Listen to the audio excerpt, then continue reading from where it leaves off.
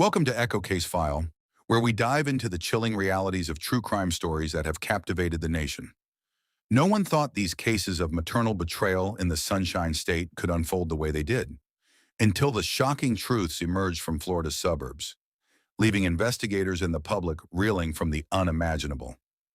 Case 1. Caylee Anthony. In the heart of Orlando, Florida, a young mother named Caylee Anthony lived what seemed like an ordinary life with her family. Born on March 19, 1986, Caylee grew up in a middle-class home with her parents, George and Cindy Anthony. She was known for her outgoing personality, but behind closed doors, tension simmered. Caylee had a daughter, Caylee Marie Anthony, born on August 9, 2005.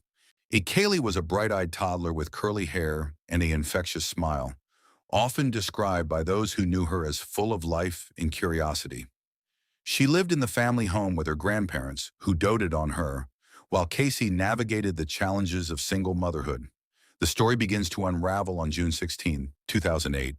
That day, Caylee drove off with Caylee from the family home after what witnesses later described as a heated argument with her parents on Father's Day the day before. For the next 31 days, Caylee was not seen by anyone outside of Caylee's immediate circle, but no alarm was raised. Caylee continued her daily routines, spending time with friends, going to clubs, and even getting a tattoo that read Bella Vita, which means beautiful life in Italian. Her behavior during this period would later become a focal point in the investigation, as photos surfaced showing her smiling and socializing at local hotspots like Fusion Ultra Lounge in Orlando. It wasn't until July 15, 2008, that the alarm bells finally rang. Cindy's motherly instincts kicked in when she hadn't seen Caylee for over a month. Caylee had been evasive, telling her parents that she and Caylee were staying with friends, or that Caylee was with a nanny named Zenaida Fernandez Gonzalez, whom she nicknamed Zanny. But on that fateful day, Cindy tracked down Caylee's car, which had been towed from a parking lot after being abandoned. The vehicle reeked of a foul odor that Cindy later testified smelled like decomposition. Panicked, Cindy called the authorities to report Caylee missing. And in a frantic 911 call, she told the dispatcher, "I found my daughter's car today, and it smells like there's been a dead body in the damn car." Orange County Sheriff's deputies responded quickly. When questioned, Caylee spun a web of stories. She claimed she worked at Universal Studios as an event planner, but investigators soon discovered she had been fired from that job years earlier and had no current employment there. She said Caylee had been kidnapped by the nanny, Zenaida, at Blanchard Park in Orlando on June 9th. But no such person could be found despite extensive searches. Caylee's friends told police she had mentioned the nanny before, but inconsistencies piled up. On July 16, 2008, Caylee was arrested on charges of child neglect, providing false information to law enforcement, and obstruction of justice. She was released on bond shortly after, but the case was just beginning. As the search for Caylee intensified, volunteers combed through Orlando's parks and wooded areas. Media outlets descended on the Anthony home, turning it into a circus of speculation.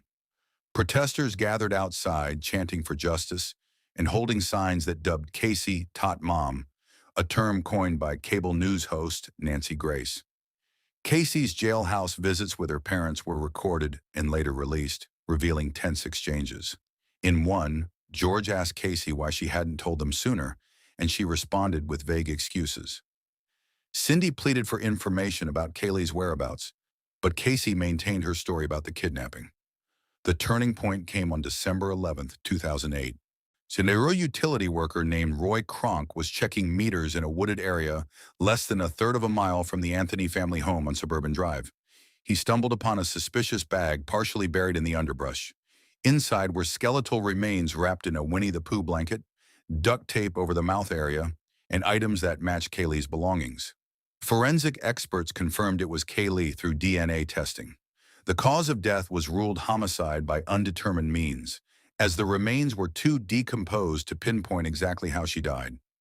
Traces of chloroform were found in the trunk of Caylee's car, along with air samples suggesting human decomposition. Computer searches on the family desktop revealed queries for chloroform and how to make chloroform, which prosecutors would later argue pointed to foul play. On October 14, In 2008, a grand jury indicted Caylee on charges of first-degree murder, aggravated child abuse, aggravated manslaughter of a child, and 4 counts of providing false information to law enforcement. She pleaded not guilty. The prosecution, led by State Attorney Lawson Lamar, built a case around Caylee's lies and her behavior during the 31 days Caylee was missing. They argued that Caylee had intentionally killed her daughter to free herself from the responsibilities of motherhood, possibly using chloroform to sedate her and then suffocating her with duct tape. The defense, headed by attorney Jose Baez, countered that Caylee had accidentally drowned in the family pool on June 16, 2008, and that George had helped cover it up in a panic. They claimed Caylee's odd behavior was a result of childhood trauma and a dysfunctional family dynamic. The trial began on May 24, 2011, in the Orange County Courthouse in Orlando. Judge Belvin Perry presided over what would become one of the most watched legal proceedings in American history. Over 6 weeks, more than 400 pieces of evidence were presented, and dozens of witnesses testified.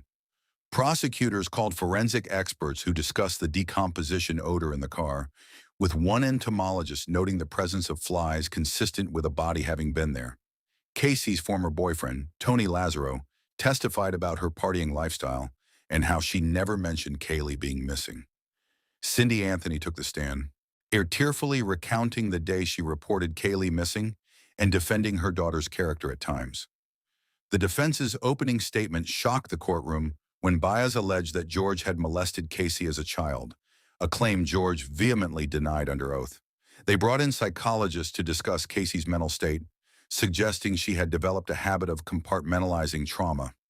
Kronk, the man who found the remains, was grilled about his motives, with the defense implying he might have moved the body for reward money. Throughout the trial, Caylee maintained a stoic demeanor, occasionally showing emotion during graphic testimony. Closing arguments wrapped up on July 3, 2011. The jury of 7 women and 5 men deliberated for 10 hours and 40 minutes. On July 5, 2011, they delivered their verdict, not guilty on the charges of first-degree murder, aggravated child abuse, and aggravated manslaughter. Caylee was found guilty only on the 4 misdemeanor counts of providing false information to law enforcement. The courtroom erupted in gasps, and outside, crowds expressed outrage. Judge Perry sentenced her to 4 years in prison with credit for time served and fined her $1,000 per count. With good behavior credits, Caylee walked free on July 17, 2011. In the years following her acquittal, Caylee has lived a low-profile life, occasionally surfacing in interviews. In a 2017 sit-down with the Associated Press, she said she sleeps well at night and believes Caylee is in a better place. She has worked as a research assistant for her defense attorney and expressed interest in photography. The Anthony family remains fractured. George and Cindy divorced briefly, but reconciled, and they have spoken publicly about their ongoing grief. George was involved in a serious car accident in 2019, which he attributed to the stress of the case. Cindy has advocated for missing children causes. The case sparked debates about media influence on trials, with some calling it a modern-day witch hunt.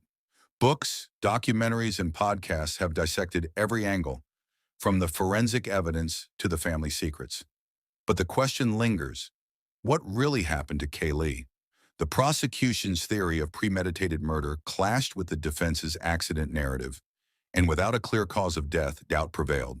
Juan Caylee's web of lies undoubtedly complicated the truth, but the jury's decision stood. This case from Orlando serves as a stark reminder of how appearances can deceive in the quiet suburbs. Case 2. Julie Schenecker.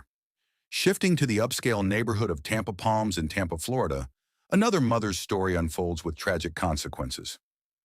Julie Powers Schenecker, born in 1960, grew up in a military family and met her husband, Parker Schenecker, while both were serving in the U.S. Army. Parker rose to the rank of colonel, specializing in intelligence, while Julie focused on raising their 2 children, Calix, born in 1994, and Beau, born in 1997. The family moved frequently due to Parker's assignments, including stints overseas in Germany and Hawaii. By 2011, they settled in a spacious 2-story home in a gated community, complete with a pool and manicured lawns. Julie had a history of mental health struggles. Diagnosed with bipolar disorder and depression, she had been hospitalized multiple times. In 2009, while in South Florida for treatment, she exhibited erratic behavior, including an incident where she expressed a desire to use her psychiatrist's DNA to impregnate herself. Records show she was prescribed medications like lithium and benzodiazepines to manage her condition. In November 2010, Calix, then 16, reported to a school counselor at King High School that her mother had slapped her in the face after cross-country practice. Child Protective Services investigated, but the case was closed without charges after Julie agreed to seek counseling. Parker's career took him to Qatar in early January 2011 for a deployment with Central Command. Left alone with the children, Julie's mental state deteriorated. Emails between her and Parker revealed her frustrations with the kids' attitudes, describing them as mouthy and disrespectful. On January 22, 2011, 5 days before the incident, Julie drove 27 miles to a gun store called Lock and Load in Oldsmar, Florida, and purchased a .38 caliber revolver. Florida's waiting period for handguns delayed her pickup until January 25th. The events of January 27, 2011, began routinely. Calix, a talented cross-country runner and straight-A student at King High School, was at home studying on her computer in her upstairs bedroom.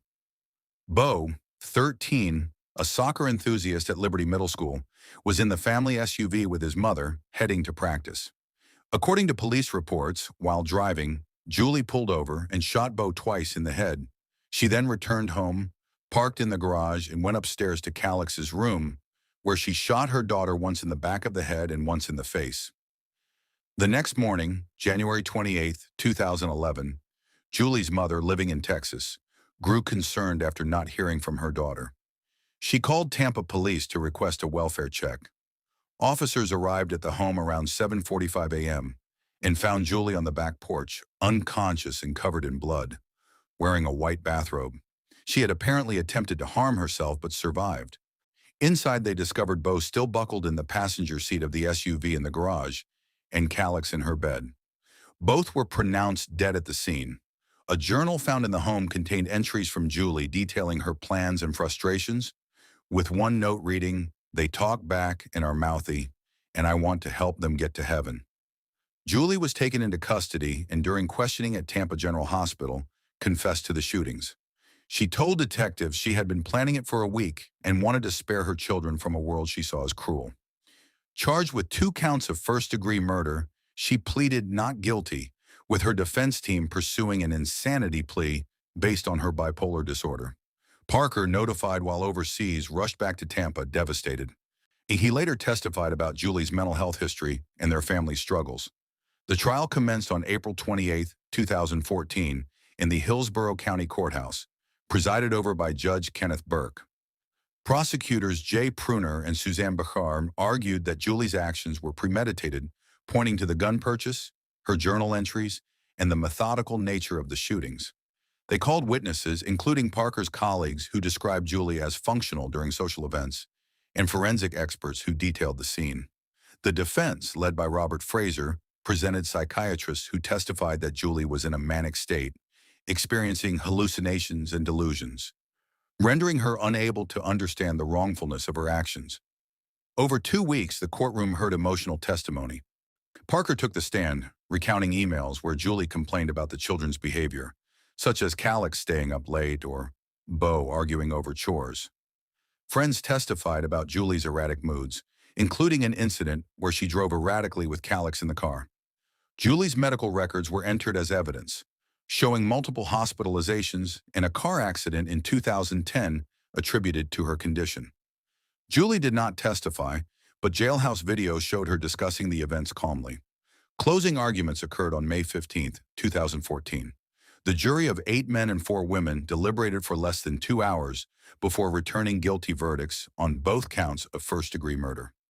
Judge Burke sentenced Julie to 2 concurrent life sentences without parole. In a statement, Parker expressed his grief, saying the family was forever broken. Julie appealed the verdict in 2018, claiming ineffective counsel, but the appeal was denied. Today, Julie remains incarcerated at Lowell Correctional Institution in Ocala, Florida. She has filed complaints about medication access in prison, describing physical discomfort from delays. Parker remarried and has advocated for mental health awareness in the military community. Memorials for Calix and Bo include scholarships at their schools, honoring Calix's academic excellence and Bo's love for sports. The case highlighted the intersections of mental illness, family stress, and access to firearms, prompting discussions in Florida about support for military spouses. Case 3. Tonya Thomas. In the quiet residential community of Port St. John, Florida, when nestled in Brevard County near the Space Coast, 33-year-old Tonya Thomas lived with her 4 children in a modest single-family home. Tonya had faced significant hardships in her life, including a history of domestic violence and abuse from past relationships, as later detailed in Department of Children and Families reports.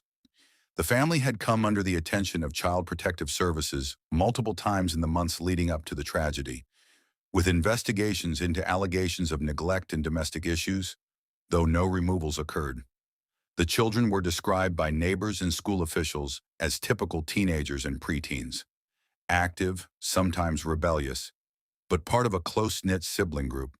The children included 17-year-old Pebbles Johnson, a high school student known for her outgoing nature, a 15-year-old Jax Johnson, who enjoyed sports and time with friends, 13-year-old Jaslyn Johnson, often called Jaslyn in some reports, a middle schooler with a bright personality, and the youngest 12-year-old Joel Johnson, who was still in elementary school transitioning to middle.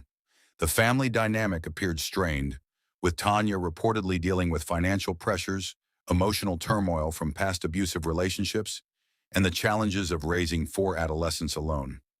Early in the morning of May 15, 2012, around 2:00 a.m., chaos erupted inside the home on Fay Boulevard. Tonya, armed with a .38 caliber revolver, began shooting her children. According to the sequence pieced together from 911 calls and forensic evidence, the gunfire started suddenly. At least one child managed to flee the house and ran to a neighbor's home seeking help. The neighbor, hearing the child's frantic claims of being shot at by their mother, immediately dialed 911. In the released audio from those calls, a child's voice can be heard in the background, terrified, explaining that their mother had a gun and was shooting. As deputies were en route, the situation took an even more heartbreaking turn. The children who had escaped apparently returned to the house, possibly called back by their mother or out of concern for siblings still inside. More shots rang out. In total, 19 rounds were fired from the revolver. Autopsy reports later confirmed that the children were struck multiple times, with some shots fired at close range, including to the chest.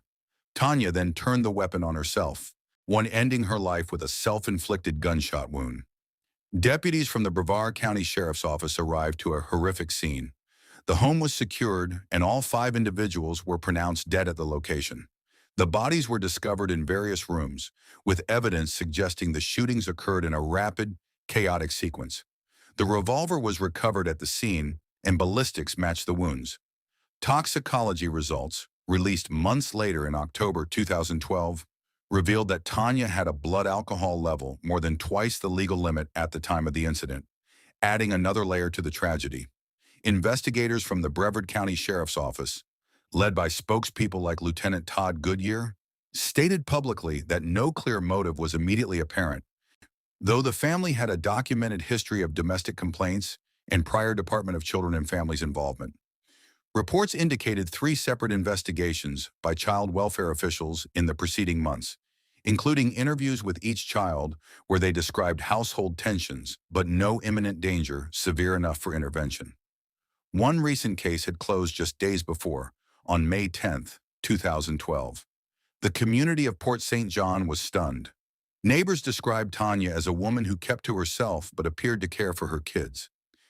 Friends of the children spoke of their normal teenage lives: school, sports, hanging out. Vigils were held with candles and flowers placed outside the home. While the case drew national attention as one of the rare instances of a mother committing filicide of multiple children followed by suicide, experts interviewed by media outlets noted the unusual nature of the event, with one criminologist stating it was among the most extreme examples of maternal murder-suicide in recent memory. Autopsies detailed the extent of the violence. 18 shots struck the four children collectively, with some receiving multiple wounds. The revolver had been purchased legally, and no prior criminal record for Tonya involving weapons was noted. The incident prompted renewed discussions in Brevard County about domestic violence support, mental health resources for struggling parents, and the limitations of child welfare systems when families fall through cracks. In the aftermath, memorials for Pebbles, Jax, Jaslyn, Honor and Joel included school tributes and community fundraisers. The home was eventually demolished, and the lot left vacant as a somber reminder. Tonya's history of enduring abuse herself was highlighted in some reports, painting a picture of generational trauma that may have contributed to her breaking point. The case closed as a murder-suicide, with no surviving perpetrators to prosecute. This quadruple tragedy in Port St. John underscores the devastating ripple effects when personal despair collides with access to firearms and unresolved pain. Case 4. Brandy Hutchins. Farther south in Polk County, Florida, in the small town of Lake Wales, 43-year-old Brandy Hutchins resided in a mobile home in the Waverly neighborhood with her two children.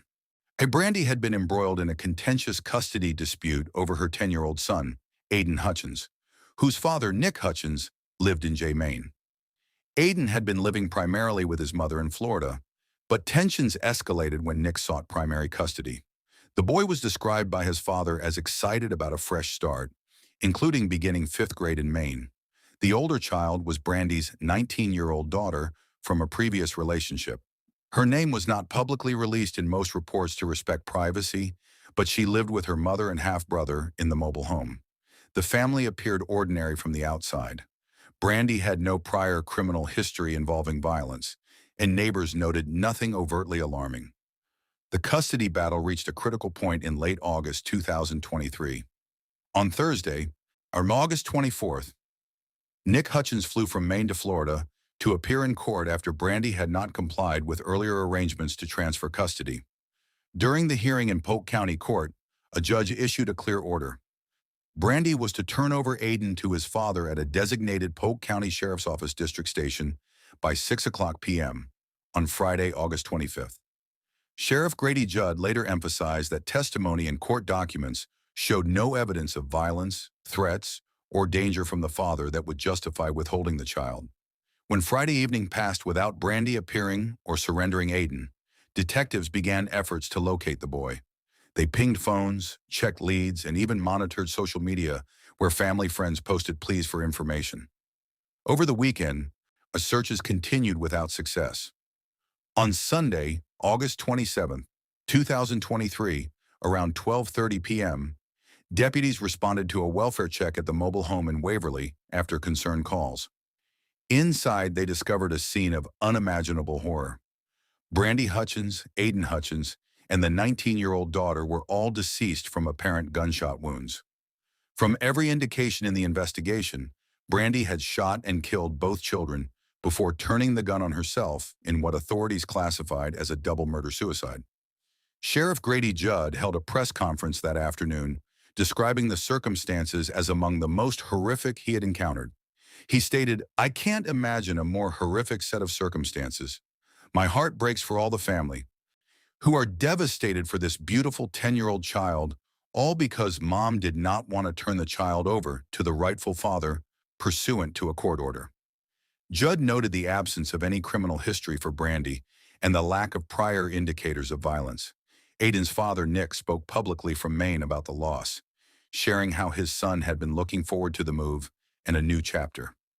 Friends remembered the children as sweet, full of love, and full of potential. The 19-year-old daughter had her own life trajectory interrupted tragically. The mobile home became the focal point of the investigation, with forensic teams processing evidence. The gun used was recovered at the scene. No suicide note was publicly mentioned, but the timing directly following the ignored court order pointed to the custody ruling as the precipitating factor. Community members in Lake Wales expressed shock, with some organizing small gatherings to honor the young lives lost. This case highlighted the intense emotions surrounding parental rights disputes and the extreme actions desperation can provoke.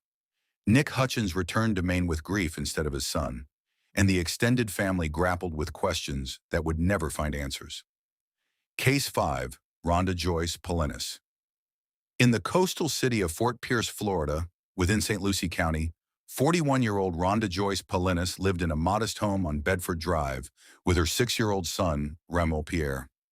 Remel was a bright, energetic first grader at Samuel Gaines Academy, one the kind of child who lit up classrooms and playgrounds with his infectious smile and playful spirit. Teachers and classmates remembered him as beloved by everyone, always eager to learn and interact. Rhonda, described in community accounts as a devoted single mother, had kept a relatively low profile, though the absence of Remel from school for an extended period eventually triggered concern. The timeline began unfolding in mid-May 2025. Remel stopped attending classes after May 14, 2025. School officials noted his prolonged absence, over 2 weeks without any explanation or contact from his mother. By late May, with no response to outreach attempts, a school resource deputy from the St. Lucie County Sheriff's Office was dispatched to perform a welfare check at the Bedford Drive residence on Friday, May 30, 2025. When the deputy arrived, Rhonda Polinis met him in the driveway. Body camera footage later released by the Sheriff's Office captured the initial interaction. The deputy asked about Romel's whereabouts and why he had missed so much school.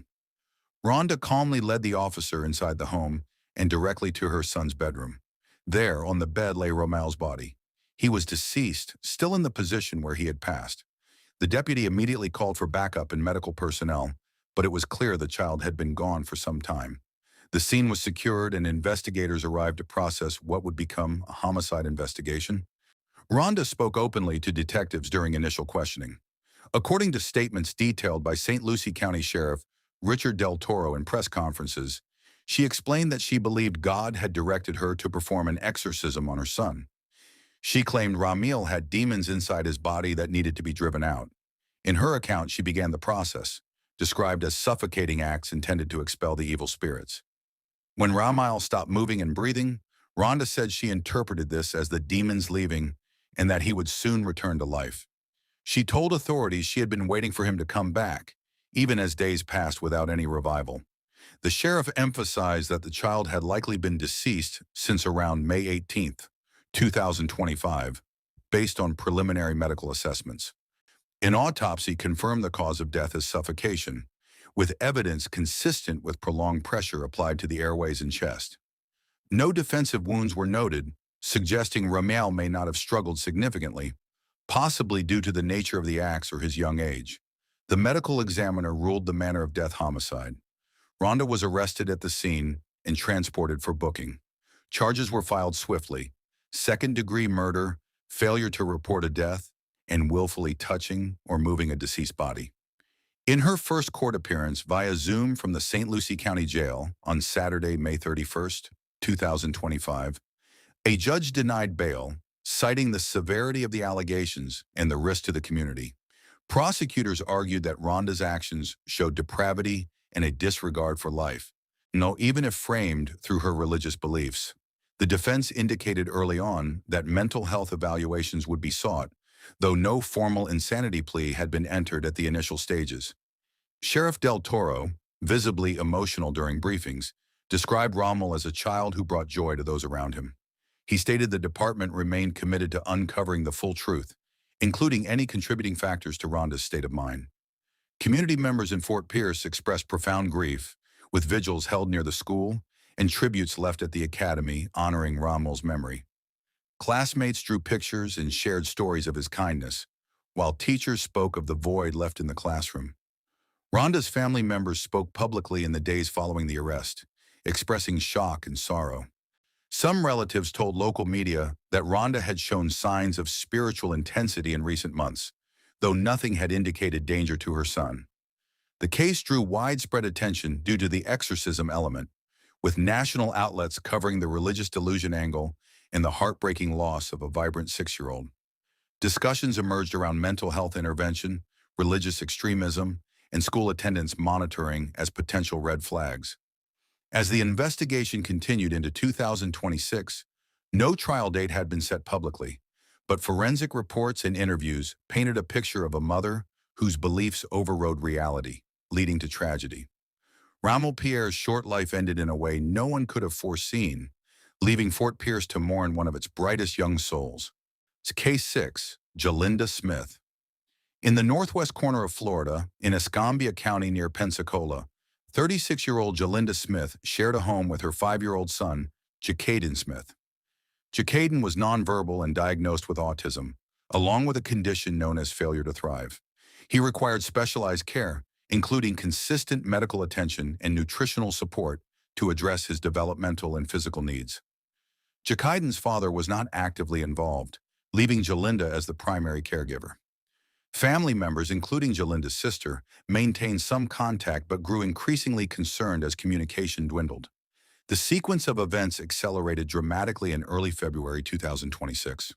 On February 5, 2026, Jalinda's sister reported both mother and son missing after failing to reach them. This prompted an immediate response from the Escambia County Sheriff's Office. Deputies began searching for leads, including pinging phone records and checking known locations. The breakthrough came the following morning, Friday, February 6, 2026.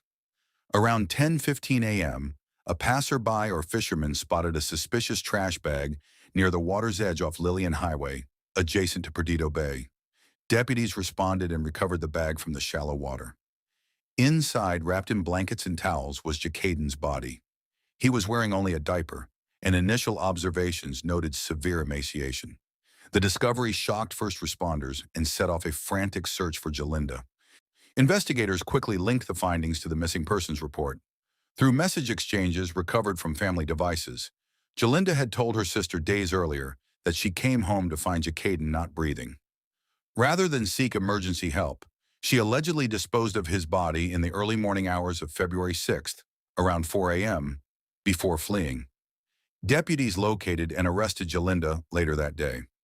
An autopsy revealed the grim reality. Jacaden weighed only 20 pounds at the time of discovery, far below normal for a 5-year-old, even accounting for his medical conditions.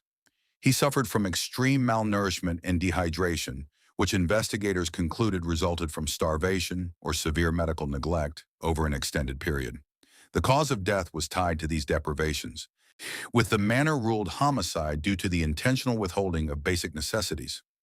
Jalinda was booked into the Escambia County Jail around 1:40 a.m. on Saturday, February 7, 2026, charged with aggravated manslaughter of a child. She was held without bond.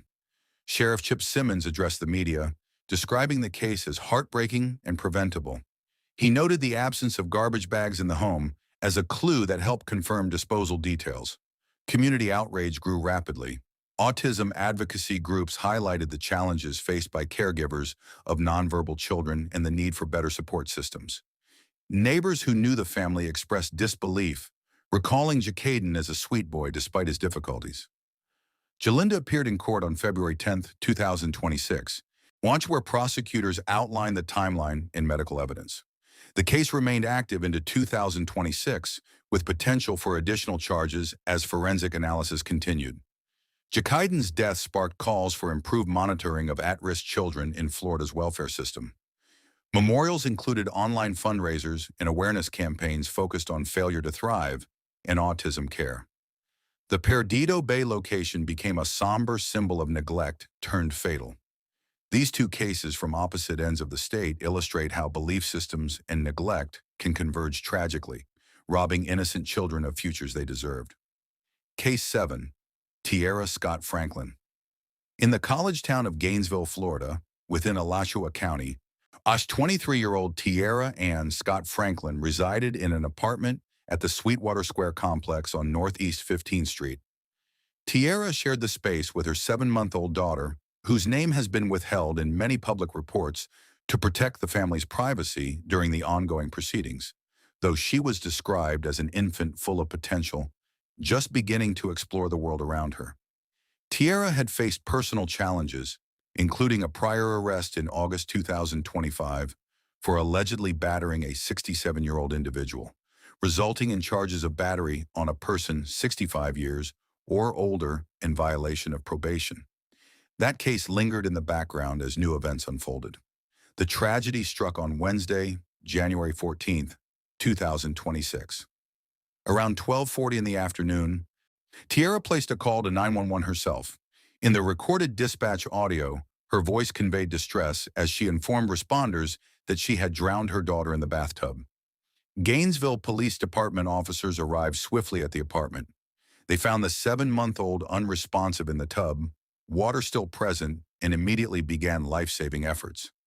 Emergency medical personnel transported the infant to UF Healthshine's Pediatrics Hospital. But despite aggressive resuscitation attempts, she was pronounced deceased shortly after arrival. Tierra was taken into custody at the scene. Investigators from the Gainesville Police Department interviewed her, where she reportedly reiterated that she had deliberately submerged her daughter in the water until she stopped breathing. The arrest report detailed the premeditated nature of the act, leading to charges of first-degree premeditated murder, one of the gravest offenses under Florida law. Police noted the ongoing custody battle as a potential contextual factor, though specifics about the dispute were not fully elaborated in initial releases. Family members and acquaintances described Tierra as someone who had been under significant stress, with some later commenting in media interviews that she appeared unwell in the days leading up to the incident. Tierra made her first court appearance on Thursday, January 15th, 2026. During the brief hearing, the judge denied bond. Citing the severity of the charge and the risk posed, prosecutors emphasized the deliberate drowning as evidence of intent, while her public defender highlighted her mental state, stating simply, "She's not well." A subsequent hearing scheduled for Tuesday, January 21st, 2026, was delayed due to an unspecified crisis affecting the defendant, as reported by her counsel. Circuit Judge Robert K. Grobe rescheduled the matter, with Tierra remaining in custody at the Alachua County Jail. The community in Gainesville reacted with profound sorrow. Neighbors at Sweetwater Square expressed shock, noting the apartment complex as typically quiet and family-oriented. Online discussions on local forums and social media platforms focused on the heartbreak of an infant's life cut short and questions about warning signs that might have been missed. The case drew coverage from regional outlets like WCJB and the independent Florida Alligator, which highlighted the custody context and the mother's self-reported actions. Advocacy groups for infant safety and maternal mental health referenced the incident in broader calls for resources in high-stress parental situations. As the investigation progressed into late January and early February 2026, forensic reports confirmed drowning as the cause of death, with no additional contributing injuries noted beyond those consistent with submersion. Tierra faced the possibility of life imprisonment if convicted, given Florida's strict penalties for first-degree murder involving a child. The apartment where the events occurred became a somber landmark, with some residents placing small memorials nearby. Tierra's prior legal troubles added layers to the public perception. Yes, though the focus remained squarely on the loss of the 7-month-old girl whose brief existence ended in tragedy. This Gainesville case stands as a stark example of how personal turmoil can erupt into fatal consequences, leaving investigators and the public searching for understanding amid the grief. Case 8, Diana Elizabeth Cullum. Across the state in St. Petersburg, Pinellas County, 43-year-old Diana Elizabeth Cullum lived in a home on Tanglewood Drive Northeast with her children, including 4-year-old Finley Joseph Cullum and a 16-year-old daughter. Finley was a typical preschool-age boy, full of energy and curiosity, often seen playing in the yard or engaging with family. The household appeared ordinary from the outside, situated in a residential neighborhood where neighbors exchanged pleasantries but rarely delved deeply into private matters. On Tuesday, January 27, 2026, around 3:30 in the afternoon, St. Petersburg Police Department patrol officers responded to a report of a person bleeding at the address. Upon arrival, they encountered the 16-year-old daughter who had just returned home from school. Visibly shaken, she told officers she found her mother holding her 4-year-old brother in a bed inside the residence. The scene inside was chaotic. Blood was present throughout the house, on walls, floors, and surfaces. Officers located 4-year-old Finley unresponsive in the bed, showing no signs of life. Initial observations suggested stab wounds due to the extensive blood, prompting immediate calls for medical aid. Diana Cullum was found injured with multiple cuts to herself, which were not life-threatening. Paramedics transported her to a local hospital for treatment, while the child was pronounced deceased at the scene. The home was secured as a crime scene, and detectives began processing evidence. Early reports from the St. Petersburg Police Department described the incident as a suspicious death, with Finley initially listed as having been stabbed. However, the medical examiner's preliminary findings shifted the narrative. An autopsy revealed no actual stab wounds on the child. Instead, Finley had been suffocated, specifically with a plastic bag placed over his head and secured. The blood throughout the home stemmed from Diana's self-inflicted stab wounds, which she had administered to herself following the act on her son. Diana was released from the hospital overnight and arrested on Wednesday, January 28, 2026. She faced charges of first-degree murder in the death of Finley Joseph Cullum. Police recovered additional evidence, including a note inside the home that may have provided insight into her state of mind, though its contents were not publicly disclosed. The 16-year-old daughter who discovered the scene was placed with relatives as the investigation continued. In court appearances following her arrest, Diana appeared stoic, described by some observers as stone-faced during proceedings. She was held without bond at the Pinellas County Jail. The case garnered attention from outlets like Fox 13 News in the Street, a Petersburg Police Department's official releases, which updated the public on the corrected cause of death and the suffocation method. Community members in the Tanglewood neighborhood expressed disbelief, with some organizing small gatherings to support Finley's older sister and remember the young boy. The investigation delved into Diana's background for any prior indicators of mental health concerns or family tensions. Though no extensive public details emerged in the immediate aftermath, the self-harm element added complexity, suggesting a possible intent to end her own life alongside the act against her son. Memorials for Finley included candles and toys left near the home, while discussions online focused on the horror of a child suffocated in such a manner and the impact on the surviving sibling who bore witness to the aftermath. By late January 2026, the case remained under active prosecution, with potential for mental health evaluations to play a role in any defense strategy. The shift from perceived stabbing to confirmed suffocation intensified the shock value, making the St. Petersburg incident one of the more graphic maternal filicide cases in recent Florida history. These latest accounts from Gainesville and St. Petersburg reinforce the unpredictable darkness that can surface in the most private spaces, where vulnerability turns lethal without warning. Case 9. Nakishia Williams. In the city of Riviera Beach, Palm Beach County, Florida, 31-year-old Nakishia L. Williams lived in a home where multiple children resided under her care. Among them was her 7-year-old daughter, Nia Williams, one and a young girl described by those who knew her through prior placements as innocent and deserving of protection. Nia's early years had been marked by instability. For several years prior to her return to her mother's custody, she had been in the care of non-relative caregivers Rebecca Finley and Whitney Walker. These caretakers had repeatedly voiced concerns to the Department of Children and Families about alleged abuse in the Williams household, including reports of violent punishments.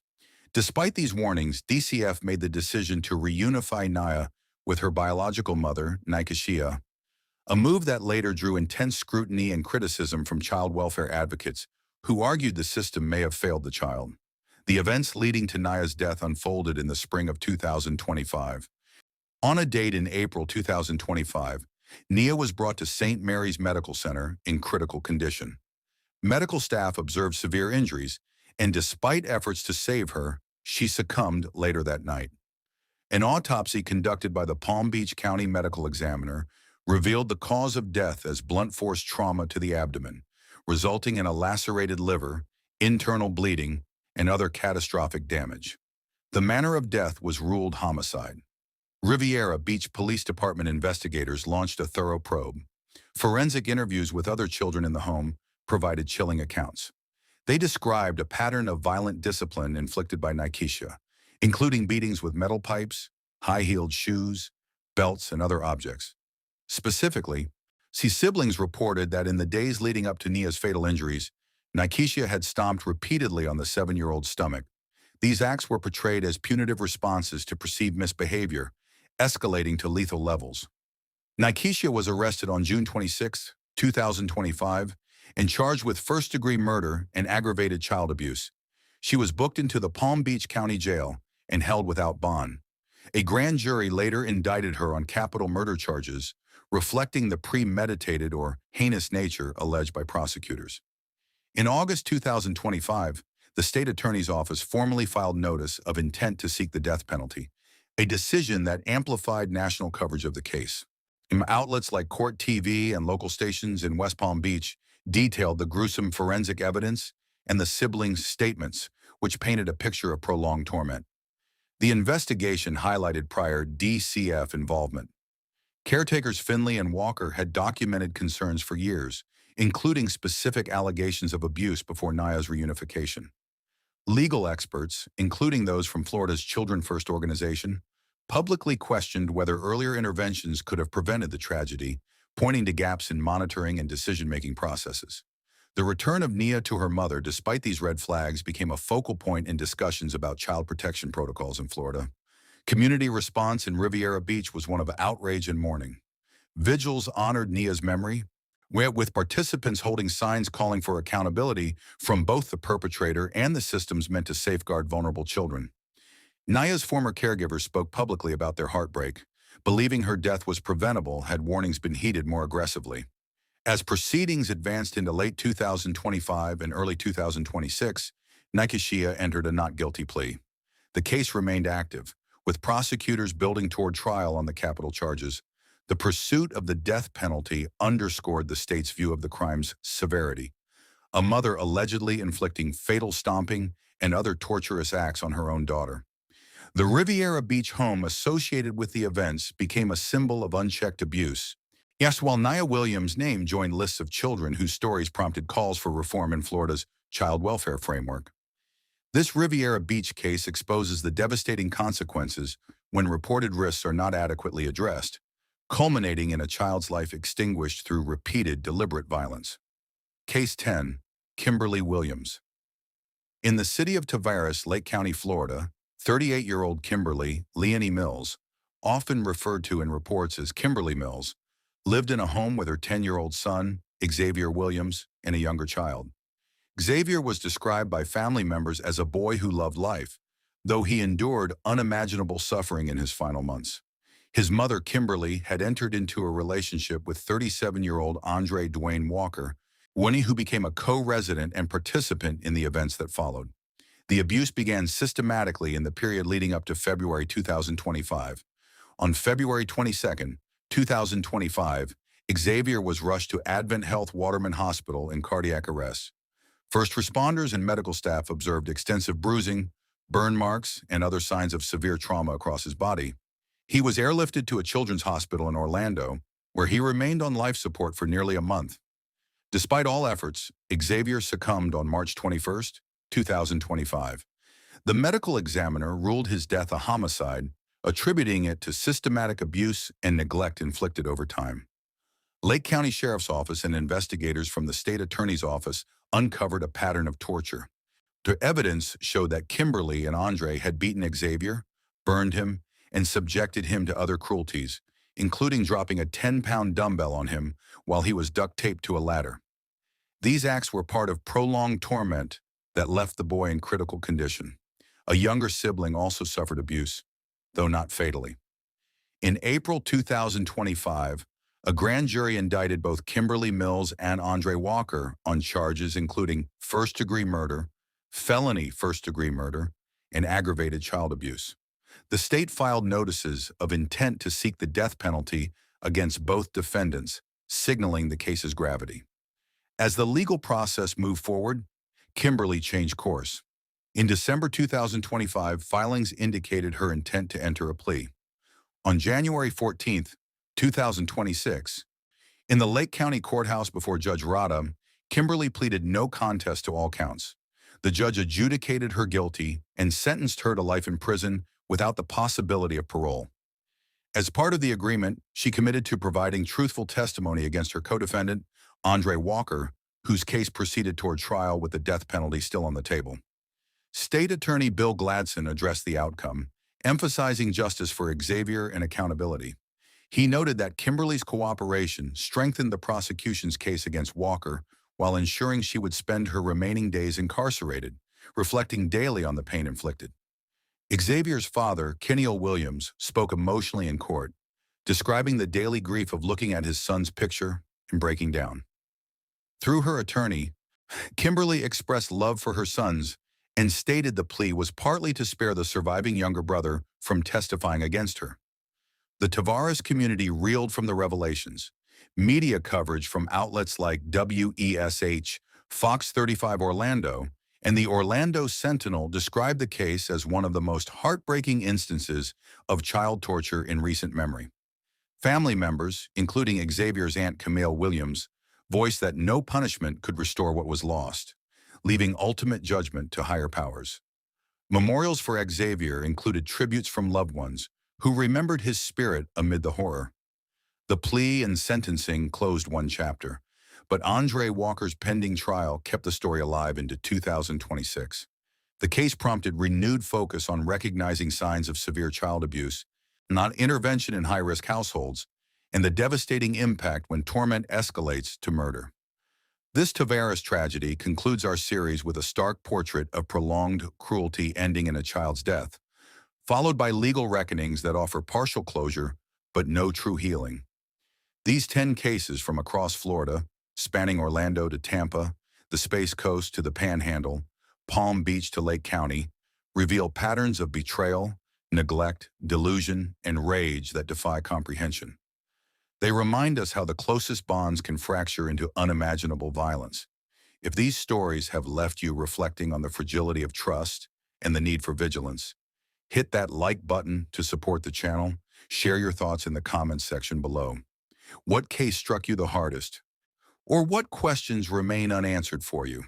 And subscribe to Echo Case File with notifications turned on so you never miss our next deep exploration into the shadows of true crime. Thank you for joining us through this difficult journey.